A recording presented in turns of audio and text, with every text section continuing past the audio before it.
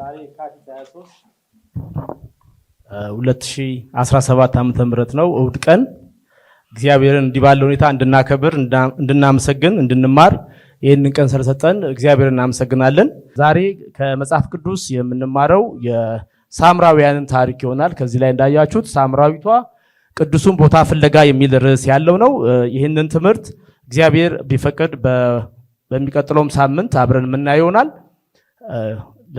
ከትምህርታችንን አስቀድመን የእግዚአብሔርን ቃል ከዮሐንስ ወንጌል ምዕራፍ 4 እናነብና ጸልየን ከቃሉ እንካፈላለን። ሁላችሁም የዮሐንስ ወንጌል ምዕራፍ 4ን ይዘን እናነባለን። ፈሪሳውያን ከዮሐንስ ይልቅ ኢየሱስ ብዙ ደቀ መዛሙርት እንዳፈራና እንዳጠመቀ ሰሙ። ዳሩ ግን ያጠመቀው ኢየሱስ ሳይሆን ደቀ መዛሙርቱ ነበሩ። ጌታም ይህን እንዳወቀ ይሁዳን ለቆ ወደ ገሊላ ተመልሶ ሄደ። በሰማርያም በኩል ማለፍ ነበረበት። ስለዚህም በሰማርያ ያዕቆብ ለልጁ ለዮሴፍ የሰጠው ቦታ አጠገብ ወደ ነበረች ሲካር ወደምትባል ከተማ መጣ። በዚያም የያዕቆብ የውሃ ጉድጓድ ነበረ።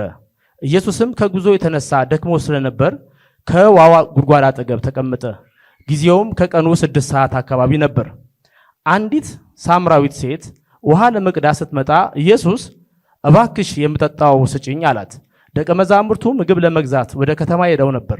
ሳምራዊቷም አንተ የአይሁድ ሰው ስትሆን ሳምራዊት ሴት ከመሆን ከኔ መጠጥ እንዴት ትለምናለህ አለችው። ይህ ማለቷ አይሁድ ከሳምራውያን ጋር ስለማይተባበሩ ነው።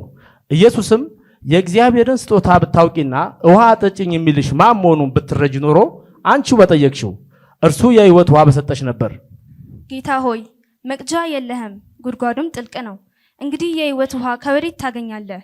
በእውኑ አንተ ይህን ጉድጓድ ከሰጠን ከአባታችን ከያዕቆብ ትበልጣለህን? ራሱም ልጆቹም ከብቶቹም ከዚህ ጠጥተዋል። ከዚህ ውሃ የሚጠጣ እንደገና ይጠማል። እኔ ከምሰጠው ውሃ የሚጠጣ ግን ከቶ አይጠማም። እኔ የምሰጠው ውሃ በውስጡ የሚፈልቅ የዘላለም ሕይወት ውሃ ምንጭ ይሆናል። ጌታ ሆይ እንዳልጠማ ውሃም ልቀዳ ወደዚህ እንዳልመጣ ይህን ውሃ ስጠኝ። ሂጂና ባልሽን ጠርተሽ ወደዚህ ተመለሽ። ባል የለኝም።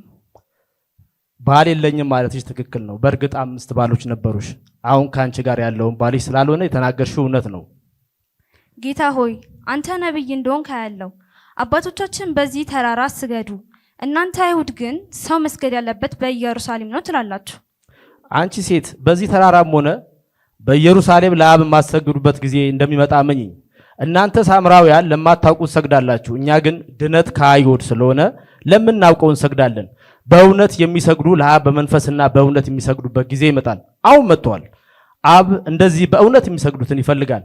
እግዚአብሔር መንፈስ ነው፣ የሚሰግዱለትን በመንፈስና በእውነት ሊሰግዱለት ይገባል። ክርስቶስ የሚባል መሲህ እንዲመጣ አውቃለሁ። እርሱ ሲመጣ ሁሉን ይነግረናል። የማናጋግርሽ እኮ እርሱ ነኝ ሲል ገለጠላት። እንጸልይ። እግዚአብሔር አምላካችን እናመሰግናለን። እጅግ ከፍ ያልክ የከበርክ ቅዱስ እግዚአብሔር ሆይ ተመስገን። እግዚአብሔር ሆይ ይህንን ዕድል ፈንታ ስለሰጠን እንዲህ ባለ ሁኔታ ከቃል እንድንማር ስለሰበሰብከን ስለረዳን ተመስገን። እግዚአብሔር ሆይ ደግሞ ከቃል መማር እንድንችል ቃልን እንድትገልጽልን እንለምናለን። እኔም ባሪያ እዚህ ቆሜ በምናገርበት ጊዜ ያንተን ሐሳብ እንጂ ከራሴ የሆነ አንዳች ነገር እንዳልናገር አግዘኝ፣ በክርስቶስ ኢየሱስ ስም አሜን። የሴቷን ለሴት የሰጠሁት ነገሩ የበለጠ ግልጽ እንዲሆን ብዬ ነው። ተመችቷችኋል አይደል? መጽሐፍ ቅዱስን ያነበቡ ሰዎች ወይም ደግሞ ስለ መጽሐፍ ቅዱስ የሰሙ ሰዎች ከሚያውቋቸው ታሪኮች ውስጥ ክርስቲያንም ባይሆኑ አንዱ ስለ ሳምራውያን የተጻፈው ነው። ሳምራውያን ሲባል ሁሉም ሰው ወደ አእምሮ የሚመጣው ሁለቱ ሰዎች ናቸው። አንደኛዋ ሳምራዊቷ ሴት ነች፣ የውሃው ጉድጓድ ጎን ከኢየሱስ ክርስቶስ ጋር ያወራቸው። አንደኛው ደግሞ ያደጉ ሳምራዊ ነው። እና ሳምራዊው ወይንም ሳማሪታን ብላችሁ ገብታችሁ የትኛውም ዲክሽነሪ ላይ ወይንም የሆነ ጎግል ላይ ብትፈልጉ ደጉ ሰው ብሎ ነው የሚያወጣላችሁ። እና በኢትዮጵያም ውስጥ በዓለም ዙሪያ ስለ ደግነት ሲወራ እንደውም አንዳንድ ኤንጂኦዎች ስማቸውን በሳምራዊ ስም ይጠራሉ። የሳምራዊ ቦርሳ፣ ሳማሪታን ፐርስ፣ ሳማሪታን የሚባልም ሆስፒታል አለ። እንደዚህ ነገሮች ይጠራሉ። ሰዎችም ልጆቻቸውን ሳምራዊቷ ወይ ሳምራዊት ምናምን እያሉ ይጠራሉና እነዚህ ሰዎች በጣም በጎ የሆነ ስም ወይም መልካም ስም ነው ያገኙት በሰዎች ጭንቅላት ውስጥ።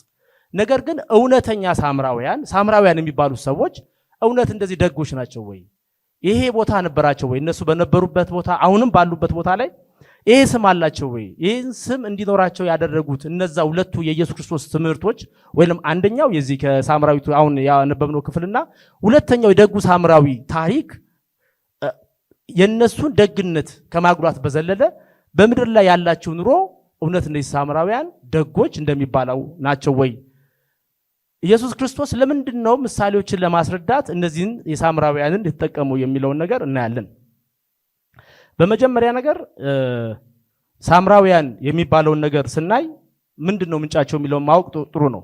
ሳምራውያን ሰማሪያ የምትባል ከተማ ውስጥ የሚኖሩ ሰዎች ናቸው። ስማቸው የመነጨው ሰማሪያ ከምትባል ከተማ ነው። በነገራችን ላይ ሰማሪያ የምትባለዋ ከተማ በእስራኤል ውስጥ በመላው እስራኤል በሰሜኑ ገሊላ በታችኛው ደግሞ በደቡቡ በይሁዳ አገሮች መካከል የምትገኝ ሀገር ነች ሰማሪያ የምትባለው። ሁላችሁም እንደምታውቁት እነዚህ ሁለቱ ሰሜንና ደቡብ የሚባሉት የእስራኤል ክፍሎች የተከፈለበት ዋናው ምክንያት በሰለሞን ጦስ ነው።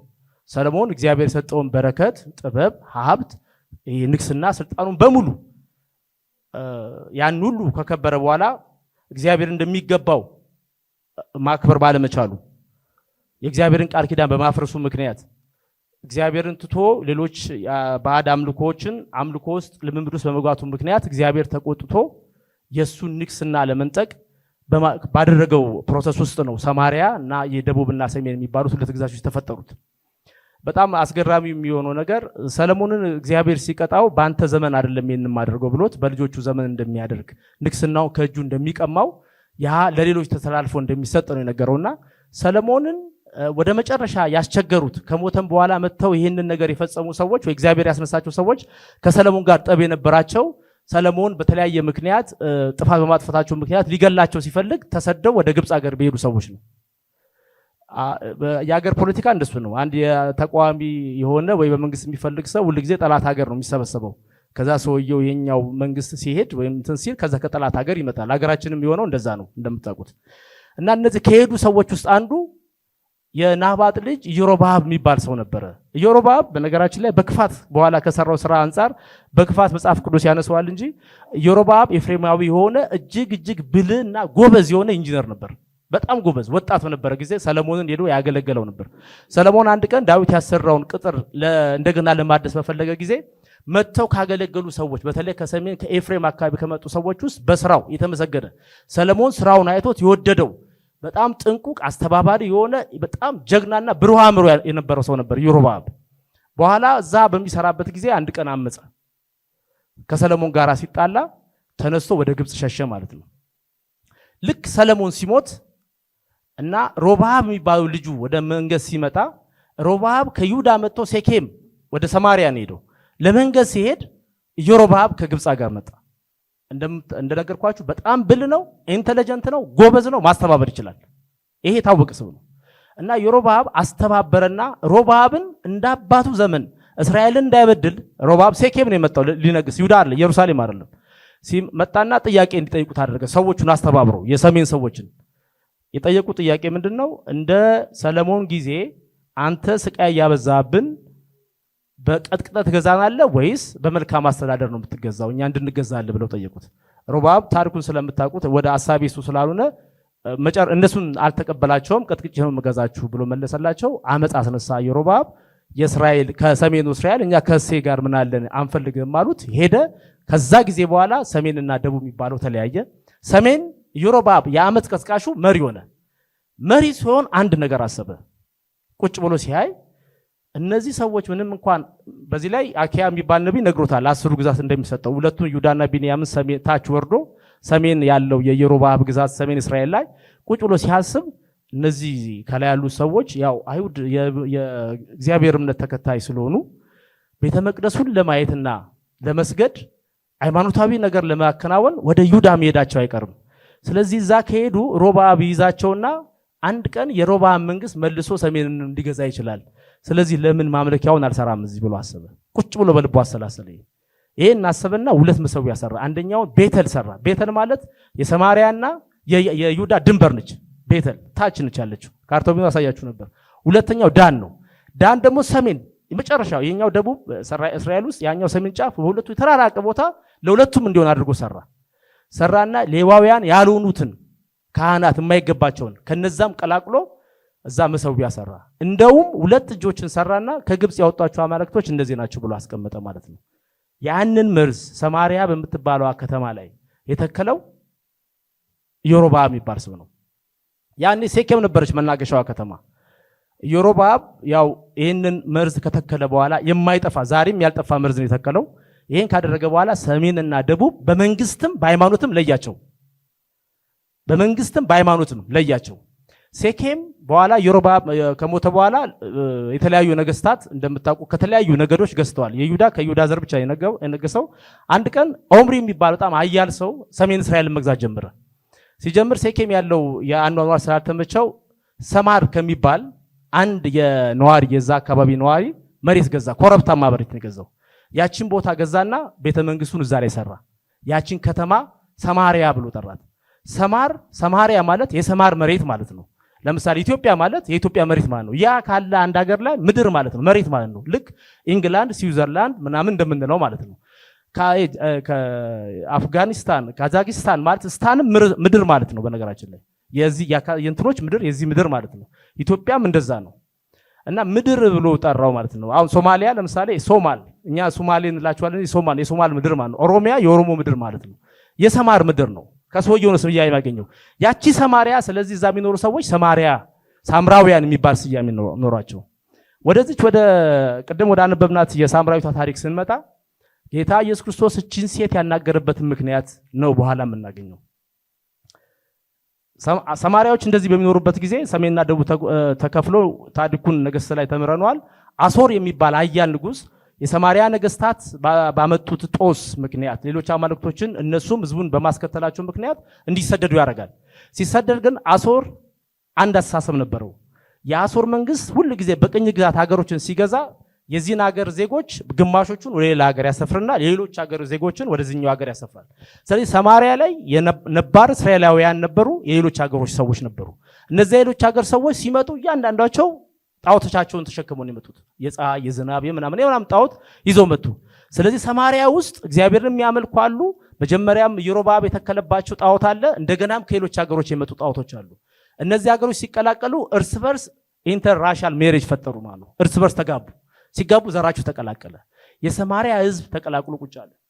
ነገር ግን የባቢሎን ደቡቡን ሲወስደው በኋላ በግዞት ሲወስደው እንዳለ ህዝቡን የወሰደው የተወሰነ ቅሬታ አስቀርቶ ሲመለስም ራሳቸው ናቸው ተመለሱት። ስለዚህ ደማችን ያልተቀላቀለ የጠራ አይሁዳዊ ደም ያለን እኛንም ብለው እነዛን ሰማሪያዎቹን እናንተ እውነተኛ እስራኤል አይደላችሁም አሏቸው። ጠቡ ይሄ ዋናው ጠብ የተጀመረው ነህምያ ቤተ መቅደስ የፋርስ መንግስት ከመለሳቸው በኋላ ከባቢሎን እንዲሰራ ሲፈቅድለት እነ ነህምያ ቤተ መቅደሱን ሲሰሩ ሰማራውያን ቤተ መቅደስ ሰራለን እናገዛችሁ ብለው ይመጣሉ። እዝራ ላይ ታይቷላችሁ። ሲመጡ ኖ እናንተ ዘራችሁ ተቀላቀለ ስለሆኑ ንጹህ ስለሆናችሁ ከኛ ጋር ህብረት የላችሁም ብለው መለሷቸው። አልተባበሩም። ካለቀ በኋላ ቤተ መቅደስ ውስጥ ገብተው ሾልከው አታለው አገልግለው ነበር እነዚህ ሰማሪያ ሰዎች። በኋላ ደረሰባቸው፣ ነህምያ አስወጣቸው። ልክ በዚች ፖይንት ላይ ከዚህ በኋላ መቃብር አንድ አያረገንም ብለው ወጡ። አምልኮ አያረገንም አሉ። ገሪዛን የሚባል ተራራ ላይ ወጡና ቤተ መቅደሳቸውን ሰሩ። ስለዚህ የነሱ ማምለኪያ ቦታ ገሪዛን ነው። የአይሁድ ማምለኪያ ቦታ ኢየሩሳሌም ሆኖ ቀረ ማለት ነው። ጥላቻ አደረ በመካከላቸው።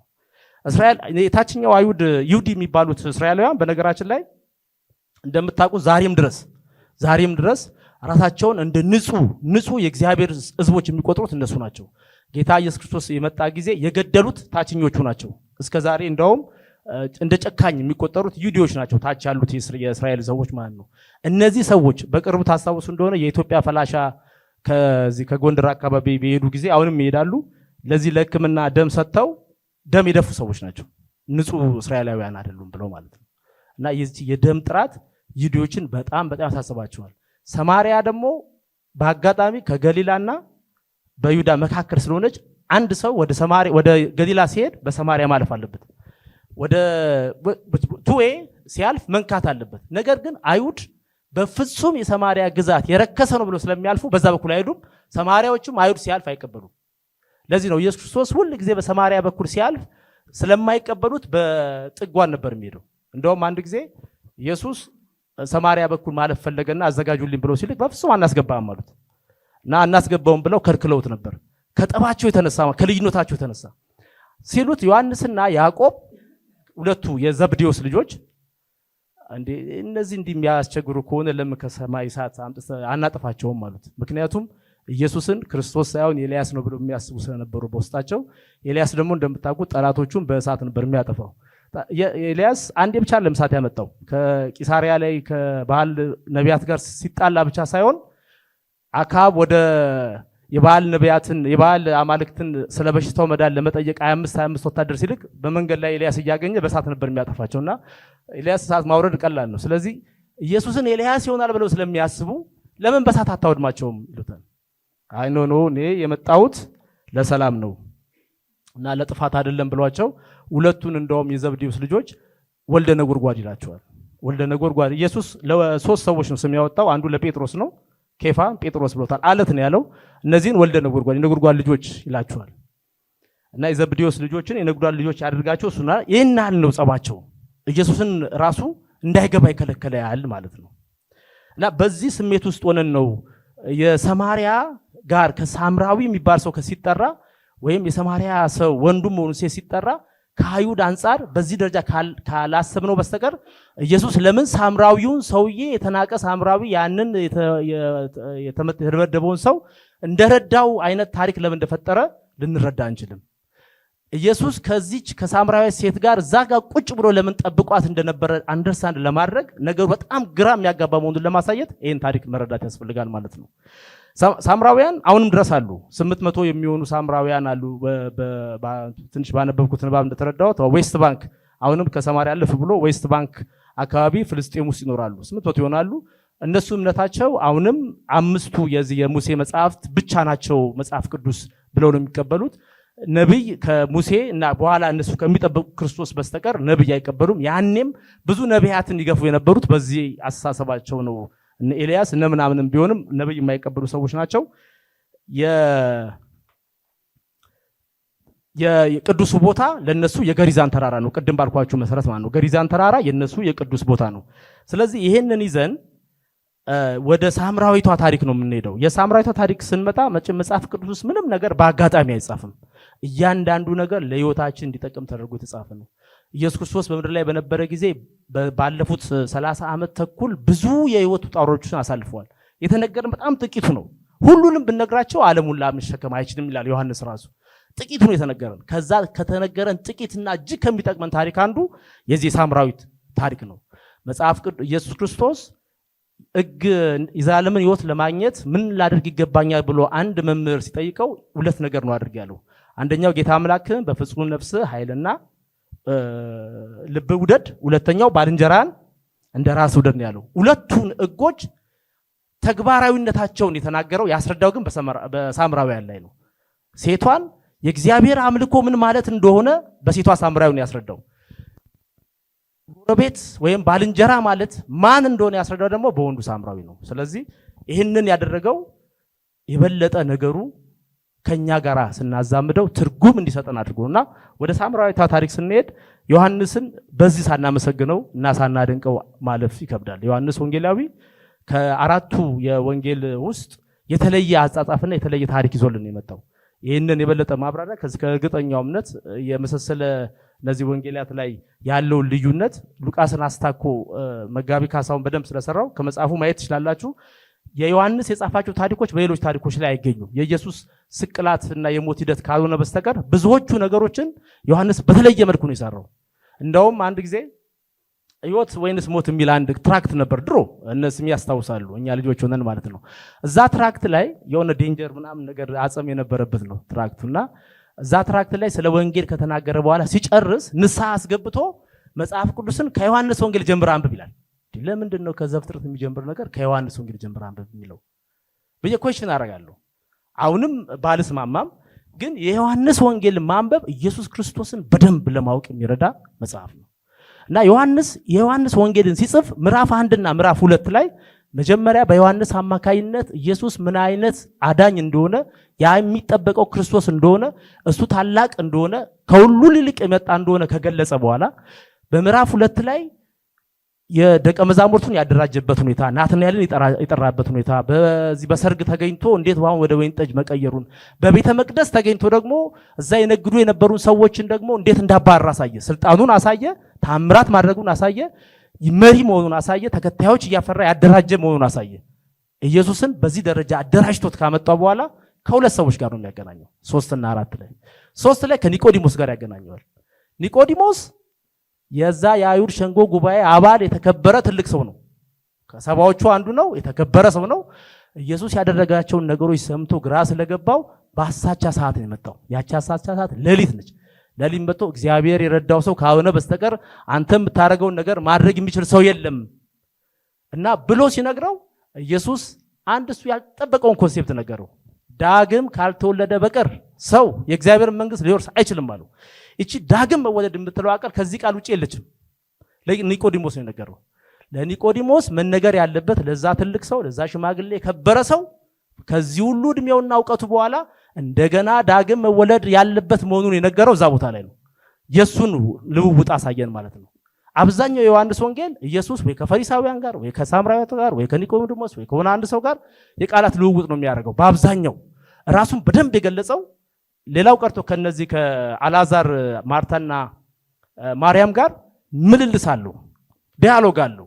ኢየሱስ ራሱን በጣም የገለጠበት መጽሐፍ የዮሐንስ መጽሐፍ ነው። ከዚህ አንፃር የኒቆዲሞስን ነገር ከነገረን በኋላ ወደ ሳምራዊቷ ሴት ይወስደናል። ሳምራዊቷ ሴት ሲጀምር ፈሪሳውያን ያጠምቃል ኢየሱስ ብለው መናገራቸውን ሲሰማ ከዛ ከተማ ወጣ ይላል። ኢየሱስ አላጠምቅም፣ ደቀ መዛሙርቶች ናቸው የሚያደርጉት። ኢየሱስ አጥማቂ አይደለም። ኢየሱስ ቢያጠምቅ ኖሮ ኢየሱስ ያጠመቀውና ባላጠመቀው መካከል የዶክትሪን ልዩነትም ያመጣ ነበር በመሰረቱ። ግን ኢየሱስ አላጠምቅም። ዞሮ ዞሮ ፈሪሳውያን እንዳያነገስ ግርግር ሲፈጥሩ ከዛ ከተማ ሊሄድ ፈለገ።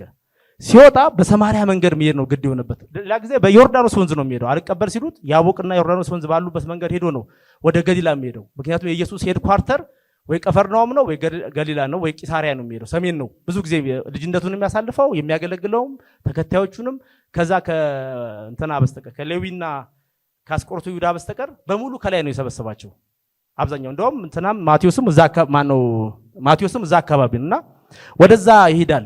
ኢየሩሳሌም እየደረሰ ነው የሚሄደው። ያኔ ግን ገባ እና ኢየሱስ እዛ እንደገባ 6 ሰዓት ነው። ልክ ኒቆዲሞስ ሌሊት እንደመጣው ኢየሱስ 6 ሰዓት ላይ የያዕቆብ ውሃ ጉድጓድ መካከል በር ላይ ይቆመው። እዛ ማንም ሰው አይመጣም። ውሃ የሚቀዳው ወይ ጠዋት ነው ወይ ማታ ነው። ምናልባት ታስታውሱ እንደሆነ የዚህ የአብርሃም ይስሐቅን ሚስት ላይ ያመጣ ለርብቃ ሲልክ የሄደው የውሃ ጉድጓድ ጋር ነው። ውሃ ጉድጓድ ጋር ሲሄድ ግን መጽሐፍ ቅዱስ ጥላው ሲበርድ ይላል። ሲበርድ ጥላው ነው የሄደው ወደ ማታ። ምክንያቱም ሴቶቹ አብረው እየተነጋገሩ ብቻውን ሴት አትመጣም። ሲጀመር ውሃ ለመቅዳት ሴቶች አብረው ነው የሚመጡት። ስለዚህ ጥላው ሲበርድ ወይ ጠዋት ወይ ማታ ነው። ኢየሱስ ግን ሆነ ብሎ ጠራራ ፀሐይ ላይ ነው ቁጭ ያለው እና ሲመጣ ይቺ ሴት መጣች ማለት ነው። ይቺ ሴት በኋላ ከታሪኳ እንደምናየው 5 ባል የነበራት ከዛ በኋላ አሁን ደግሞ ባሏ ካልሆነ ሰው ጋር የምትኖር ነች። ብዙ ጊዜ እቺ ሴት ስትሳልብን የሆነ እየፈታች የምትመጣ ወይ የሆነ ነገር በጣም የተበላሸ ኢሜጅ ያላት ሴት ነው ወደ አእምሯችን ይመጣው። ምናልባት በተቃራኒ ደግሞ ስናስበው በአይሁድ ሕግ ወይም በእስራኤል በአጠቃላይ አንድ ሴት ባሏ ከሞተ የማግባት መብት አላት። ወይም ደግሞ መብት ብቻ ሳይሆን የሱ የባሏ የሟቹ ወንድም ካለ እሷን ፕሮቴክት ለማድረግ ለምን የሰውየውንም ንብረት ለመጠበቅ እሷንም ለመጠበቅ እንዲያገባ ይደረጋል። ይህ ባህል ነው። ምናልባት 5 ወንድሞች አግብታ ፈታ ሊሆን እንደሚችል እንደዚህ በቀናነትም እናስበላት ነውር ያለው አይመስለኝም። አምስተኛው ግን ባሏ ካልሆነ ሰው ጋር ነው የምትኖረው ዞሮ ዞሮ እና እቺ ሴት የተጎዳች ሴት ነች፣ ወይም ሰው ያገለላት ሴት ነች። ከሷ ጋር ውሃ ሊቀዳ የሚመጣ ሰው አልነበረም። የምትመጣውም ውሃ ልትቀዳ ሰው በሌለበት ጊዜ ነው። ግን በዚህ ሴት ንግግር ውስጥ በኋላ እንደምናየው የመጽሐፍ ቅዱስ ዕውቀት ያላት ሴት ነች። የክርስቶስ የሚባል ታውቃለች። መስገድ የት እንደሚሰገድ ታውቃለች። በአይሁድና በሰማሪያ ሰዎች መካከል ያለው ልዩነት በደንብ ታውቃለች። እንዴ ተራ ሴት አድርጋችሁ እንዳታዩት። በጣም ዕውቀት ያላት ሴት ነች እና እሷን ጠበቀ ቁጭ አለ። ኢየሱስ ይሄን ያደረገበት ታርጌት አለው። ምን ጊዜም ወንጌል ሲሰብክ አንድ ከተማ ውስጥ የሱ የራሱ አንድ ፕሪንሲፕል አለ። አደገኛውን ኃይለኛውን ሳታስሩ ከተማውን ልትበዘብዙ አትችሉም ይላል። የትም ቦታ ለምሳሌ የክፍለ ከተማውን ኃላፊ ካወቃችሁት ጉዳያችሁ አበቃ። ኃይለኛውን አሰራችሁት ማለት ነው። እንደዛ እኮ ነው። ኃይለኛውን ማሰር እሱ ነው። አንድ ቦታ ስትሄዱ የባንኩን ፕሬዚደንት ካወቃችሁት ጉዳያቸው በቃ እሱን ታውቀዋለህ፣ አለቀ። ታዲያ ከኔ ጋር ምን አነጋገረ ነው የምትሉት። ከታወቀ ኃይለኛው ሰው ታሰረ። ጌርጌሲዮን ሲሄድ ማን ነው ኃይለኛ የሚለው ነው። ኃይለኝነት ኢንፍሉዌንስ ነው። ይሄ ፓወር ብቻ ሳይሆን ኢንፍሉዌንስ ነው። ማን ነው የሚሰማው ነው። ጌርጌሲዮን ሁለቱ እነዛ የአእምሮ ህመም ያለባቸው ሰዎች አገሩ ሁሉ ያውቃቸዋል። እነሱ ማዳን አገሩን ማዳን ነው። እቺ 5 ባል የነበራት የፈታች ሴት ቢያንስ የ5 ባሎቿ ዘመዶች ያውቋታል እና አብሯት ያለውም ሰው ዘመዶች ያውቋታል። ስለዚህ ለመታወቅ በጣም የገነነች ነች። እሷን ማሰር ማለት መያዝ ማለት ከተማውን መያዝ ነው።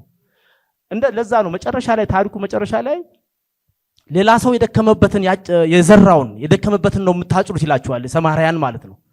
እሱ ኢየሱስ ኦልሬዲ ደክሞ ትልቁን ነገር ሰርቶ ጨርሶላቸው ነው ሰማርያ በኋላ ላይ ወንጌል የደረሰው። እሱን ኔክስት ዊክ እናየዋለን። እና እቺ ሴት መጣች። እቺ ሴት የመጣችው በዛ 6 ሰዓት ነው። ያ ሌሊት እንደመጣው ያ ኒቆዲሞስ ሌሊት ቀን ከመጣ እሱ ይያዛል።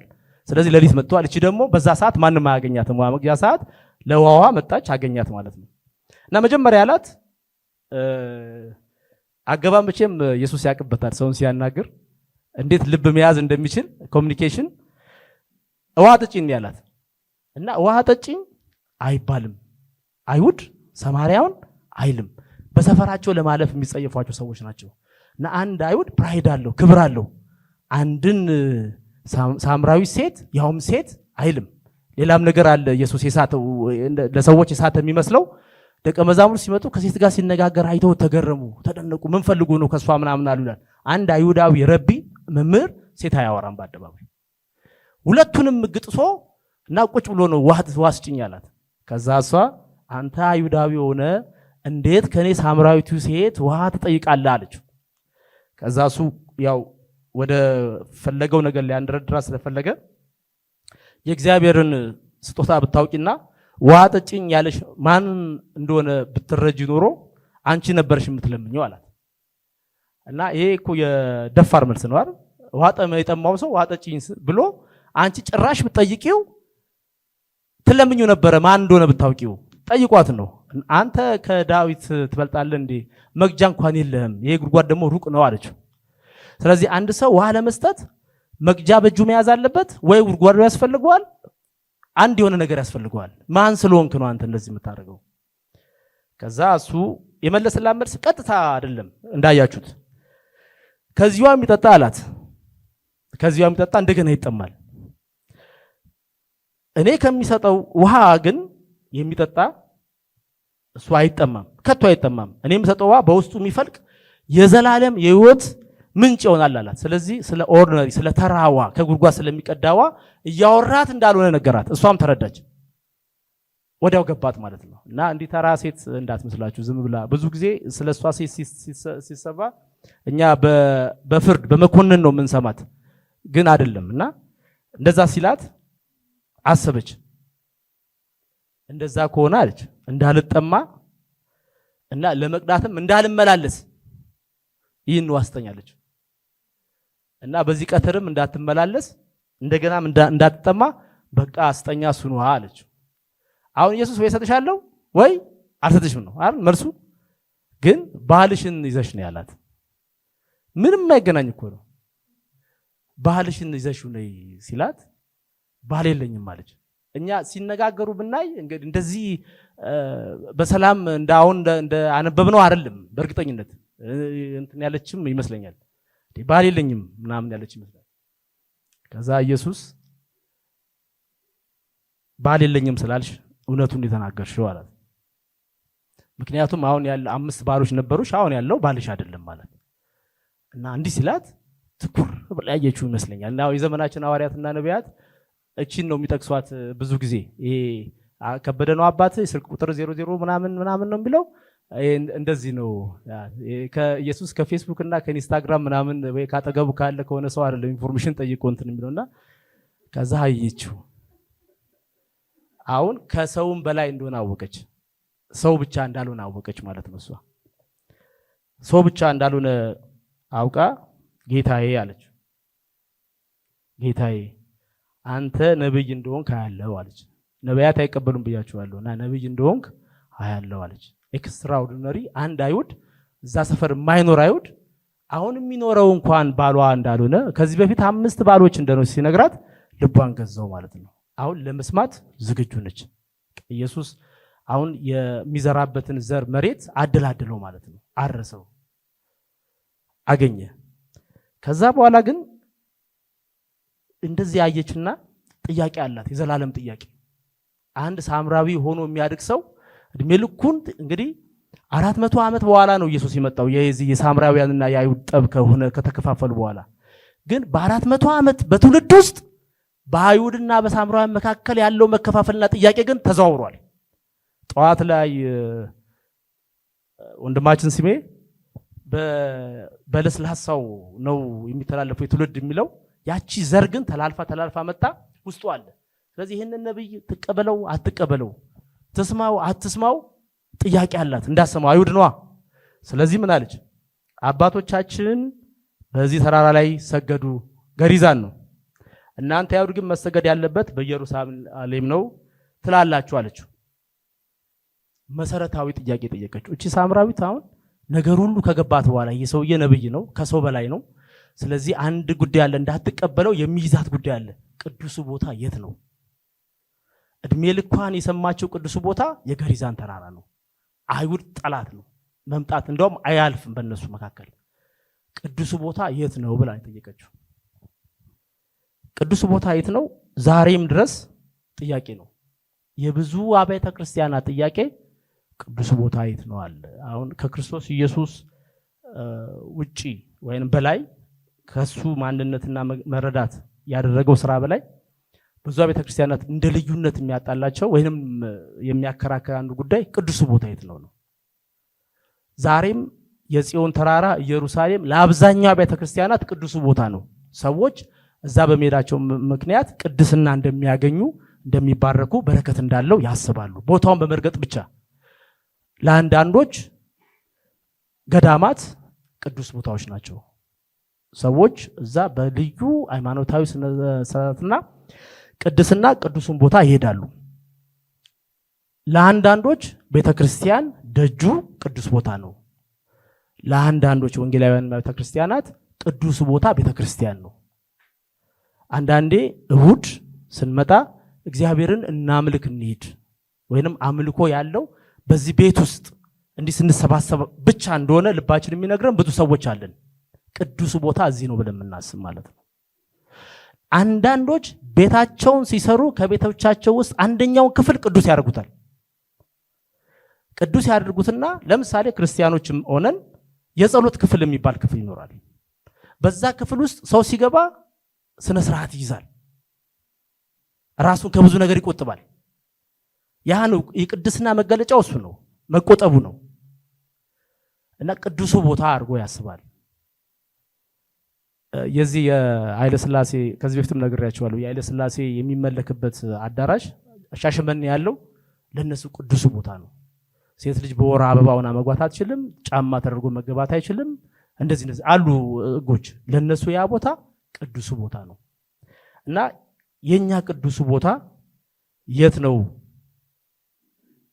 ብለን ማሰብ ይሄ የብዙ ሰው ጥያቄ ነው።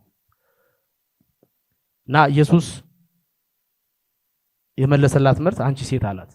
ኢየሱስ እዚህ ቦታ ላይ የተገኘበት ከሴትዮዋን ጠብቆ የመጣው ደቀ መዛሙርቶቹ ምግብ አምጡልኝ ብሎ የላከው ብቸኛ እንዲሆን የፈለገበት ምክንያት እቺ መልስ ነች። የመጨረሻዋ የሁሉ እዚህ መልስ ላይ ያለው አንቺ ሴት በዚህ ተራራም ሆነ በኢየሩሳሌም ለአብ ማሰግዱበት ጊዜ እንደሚመጣ አመኚኝ። እናንተ ሳምራውያን ለማታውቁት ሰግዳላችሁ፣ እኛ ግን ድነት ከአይሁድ ስለሆነ ለምናውቀው እንሰግዳለን። በእውነት የሚሰግዱ ለአብና በመንፈስና በእውነት የሚሰግዱበት ጊዜ ይመጣል፣ አሁን መጥቷል። አብ እንደዚህ በእውነት የሚሰግዱለትን ይፈልጋል።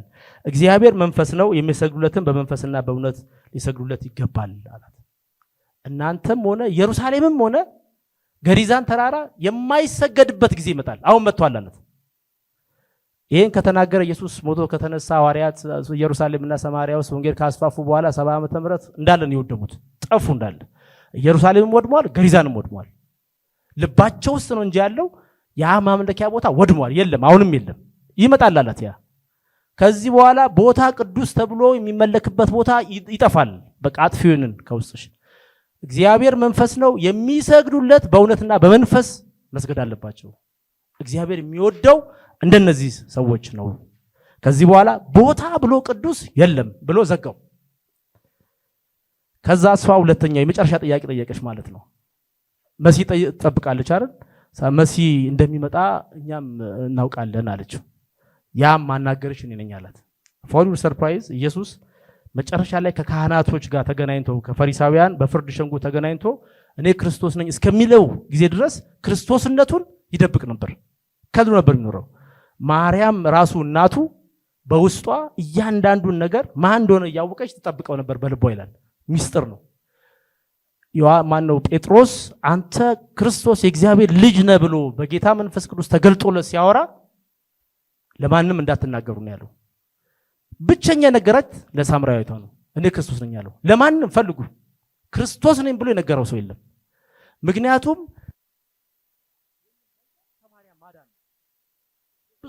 ክርስቶስ መሆኑን መደበቅ አላስፈልገውም። ያኔ ለሷ መንገር በጣም ኢምፖርታንት ነው። ምክንያቱም በሁለቱ በአይሁድና በሳማሪያ መካከል ያለው ልዩነት የከፋ ስለሆነ በግልጽ ክርስቶስ ነኝ ማለት ነበረበት። ያ ነው ከባዱን ስራ ያለው። ወደ በኋላ ላይ ከባዱን ስራ ዘሩን እኔ ነኝ የዘራሁት እናንተ ያልደከማችሁበትን ትበላላችሁ አላቸው።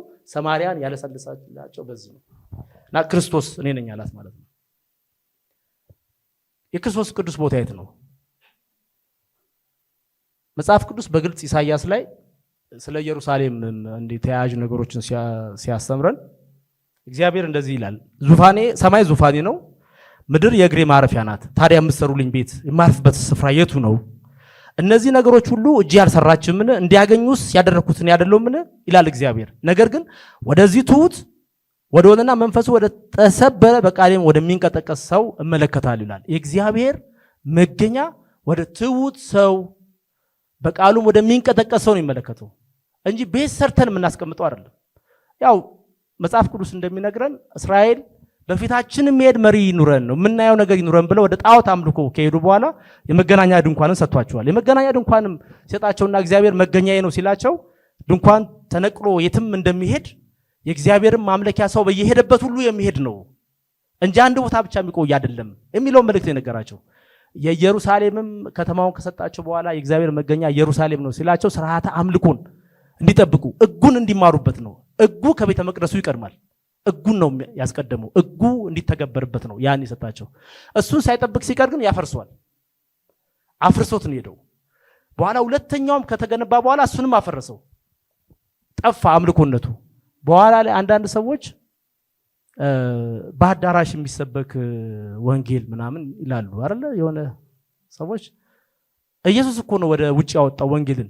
በተራራ የሰበከው፣ በወንዝ ዳር የሰበከው፣ በሐይቅ ላይ የሰበከው፣ በበረሃ የሰበከው፣ በውሃ ጉድጓድ አጠገብ የሰበከው ኢየሱስ ነው። ከዛ ጊዜ በኋላ ያው ሰው መቼም አምላኩ ማየት ስለሚፈልግ እንጂ መዳሰስ ስለሚፈልግ ነው ሰርቶ የሚያመልከውና በውሃ በሚታይ ነገር በጨረቃ በዝናብ በዛፍ በምናምን የሚያመልከው ከዚህ የተነሳ ነው። እውነተኛ አምልኮ ግን ከውስጥ ነው፣ ውጪ በምናየው ነገር አይደለምና እግዚአብሔር የሚመለከው በእውነትና በመንፈስ ነው፣ በቦታ አይደለም። በኋላ ላይ ኢየሱስ ክርስቶስ ከሄደ በኋላ ሐዋርያቱ አንድ ነገር አድርገዋል። ቤተ መቅደሱ ያለ እነሱ ኢየሩሳሌም እያሉ ኢየሩሳሌምን ኤድኳርተር አደረጉትና ከተለያየ ዓለም የመጡ ሰዎች በሙሉ ክርስቲያን ከሆኑ በኋላ ኢየሩሳሌም መኖር ጀመሩ። ተሰባሰቡ 3000 ምናምን ያሉ ሞሉ። እና እግዚአብሔር ግን በመካከል ምንድን ያደረገው? ስደት ነው የተነሳው። ስደት ሲነሳ ያቺ ኤድኳርተር ኢየሩሳሌም የነበረችው መሰባሰቢያ ተበተነች። ደቀ መዛሙርቱ እንዳለ ወደ ሰማሪያ መሸሸጊያ ፈልገው ሄዱ ማለት ነው። የእግዚአብሔር መገኛ እኛ ነን። የእግዚአብሔር መገኛ ቤተክርስቲያን ነች። አንድም ሁለትም በምትሰበሰቡበት ጊዜ እኔ በዛ አገኛለሁ ያለው እግዚአብሔር የሚገኘው እግዚአብሔርን በሚፈልጉ ሰዎች መካከል ነው። እግዚአብሔር በመረጣቸው እነሱም መርጠው በተሰበሰቡ መካከል ነው። የቦታ ጉዳይ እንዳልሆነ በእርግጥ ያሳወቀበት ቦታ ነው። ይሄ የሳምሪያ ቦታ ማለት ነው። የጳውሎስ ኤፌሶን ላይ የጦር ዕቃ ዘርዝሯል። የሰይጣን ምንድነው ትጋደሉ ዘንድ የዲያብሎስን ሽንገላ ትቃወሙ ዘንድ የእግዚአብሔርን ዕቃ ጦር ሁሉ ልበሱ ይላል። ወንጌልን በምንድን ነው የመሰለው? ሌሎቹን በራስ ቁሩር በምናምን ሲያል ወንጌል በምንድን ነው? በጫማ ነው። ጫማ ባይ ኔቸር ይዞን ነው የሚሄደው፣ ይዘነው ነው የምንሄደው። ጫማ ይዞንም ይሄዳል፣ ይዘነውም እንሄዳለን። ወንጌል እንደዛ ነው። ወንጌል ይዘነው የምንሄደው ነገር ነው። ይዞንም የሚሄደው ወንጌል ነው። ወንጌልን ይዘን እንድንሄድ ነው፣ እንድንቆም አይደለም። እንደ ጫማ የምንጓዝበት ነው። መሄጃችን መንቀሳቀሻችን ወንጌል ነው። ቅዱሱ ክርስቶስ ነው። እግዚአብሔር ብቻ ነው ቅዱስ በምድር ላይ፣ በሰማይም በምድር እግዚአብሔር ብቻ ነው ቅዱስ። ሌላው በሙሉ ቅድስናውን የሚያገኘው ከእግዚአብሔር መገኘት አንጻር ነው። ከዛ ውጭ ቅድስና የለም። እኛ ቅዱስ የሆነው በክርስቶስ ኢየሱስ በሰራው ስራ ነው፣ በእግዚአብሔር ስራ ነው። ሌሎች ነገሮች ዕቃዎችም በፊት ቅዱስ ሊሆኑ የሚችሉት በእግዚአብሔር መገኘት ነው። ከዛ ውጭ ቅድስና የለም፣ ቦታ የለም። አንዳንዴ ዲያብሎስ ያው ሽንገላ አሁን ቤዛ ላይ ስለ ሰይጣን አናወራም፣ ያ መወራትም የለበትም ይመንት ነው። ግን ሰይጣን ግን እየተከታተለን ሊያጠፋ እንደሚፈልግ ግን አንረሳም። እሱን አንረሳም። በተለያየ መንገድ እንደሚዋጋን ግን አንረሳም። በምንም መንገድ በመሰለንም ባልመሰለንም መንገድ እንደሚዋጋን ግን መርሳት የለብንም። ከብረት ለማስቀረት የእግዚአብሔርን ቃል እንድናጠና የተለያዩ ሰበቦች እንዳናጠና እንዳንጸልይ እንደሚዋጋን እሱን ግን አንዘነጋም መቼም። አንደኛው እኔ እንደውም ቤዛን እየተዋጋት ነው ብዬ የማስበው አፈርስብሻለሁ እያለት ይመስለኛል። ቤተመንትሩን የታለ ማምለኪያችሁ እያለ ይመስለኛል። አዘመና ልባችን ተሰብሯል። ይሄ በኮሪደር እኮ ሲፈርስ የብዙዎቻችን እኮ ልብ ተሰብሯል። አልቅሰናል እኮ አልቅሰናል። ግን እኛ ቅዱሱ ቦታችን ቸርች አይደለም፣ ቅዱሱ እግዚአብሔር ነው። እኛ የትኛውን ቦታ ሰብስበን እግዚአብሔር እናመልካለን። የኛ ቅዱስ ቦታ የኛ መገኛ ነው። ከእግዚአብሔር የተነሳ መስሪያ ቤታችን ቅዱስ ቦታ ነው። እኛ ስንገኝ የእውነት በክርስቶስ ኢየሱስ እውነት ቆመን ስንሄድ ቦታውን የምንቀድሰው እኛ ብርሃን የምናደርገው መስሪያ ቤታችን፣ ትምህርት ቤቶቻችን፣ መስሪያዎቻችን፣ ገበያ ቦታዎች፣ የትም የምንሄድባቸው ቦታዎች የማምለኪያ ቦታዎቻችን ናቸው። እግዚአብሔር ከኛ የተነሳ ሲገኝ ያ ስፍራ ቅዱስ ይሆናል እና አንስተውም አንሸወድም። ያፍርሰው ጊዜ ሶስተኛ ፎቅ ያብታን ይስጠን ቦታ ምንም ማለት እግዚአብሔር ከፈቀደ እኛን ሊያበዛን ሰዎችን ሊሰበስብ ሲፈልግ በጣም ከአእምሯችን በላይ የሆነ ቤት ይሰጠናል። ደግሞ በእሱ አምናለሁ እኔ ይሰጠናል፣ እናገኛለን። ነገር ግን ቅዱሱ ቦታ እኛ ስንቀደስ ነው። በእውነትና በመንፈስ እግዚአብሔርን ስናመልክ ነው ቅዱሱ ቦታ እንጂ ቦታው አይደለም። የእግዚአብሔር ሕልውና ያለበት ቦታ ነው ቅዱስ። የትም ቦታ የሐዋርያት በቤታቸው በወንዝ ዳር በሰረገላ ላይ በሚሄደው ያ ቅድም ስሜ ጃንደረባው እንትና ያነሰው ሰለሞን ጃንደረባው እነዛ የማምለኪያ ቦታዎች ናቸው። ሌላው ቀርቶ ጳውሎስና ሲላስ ታስረው እስር ቤት በነበሩ ጊዜ ተፈቶ ሰንሰለቱ ተፈቶ መሬቱ ተናውጦ በሩ ተከፍቶ እነሱ መዝሙራቸውን እንዲቀጥሉት መሩጥ አላስፈልጋቸውም። መሄድ ይችላል። በዚያ ፍሪ ቱ ጎ። እስረኛው ደንግጧል። እንደውም ማሩኝ ብሏል። እሱም አይዛቸውም፣ በሩ አይዛቸውም፣ ምንም አይዛቸውም። እነሱ ግን አምልኮ ከውስጥ ስለሆነ ከእውነትና ከመንፈስ ስለሆነ አምልኳቸውን እንዲቀጥሉት ሰብከው ድኖ ከነቤተሰቡ ድኖ ወንጌል ሰብከው ነው። ያ እስር ቤት ለነሱ ቅዱስ ቦታ ነው። ቅዱስ እግዚአብሔር ብቻ ነው። ከዛ በተረፈ ያለው ቅዱስ እግዚአብሔር የሚጠቀምበት ዕቃ ወይንም የሚጠቀምበት ሰው የተገኘበት ሰው ነው። ቅድስናችን እግዚአብሔር ነው። እንጸልይ።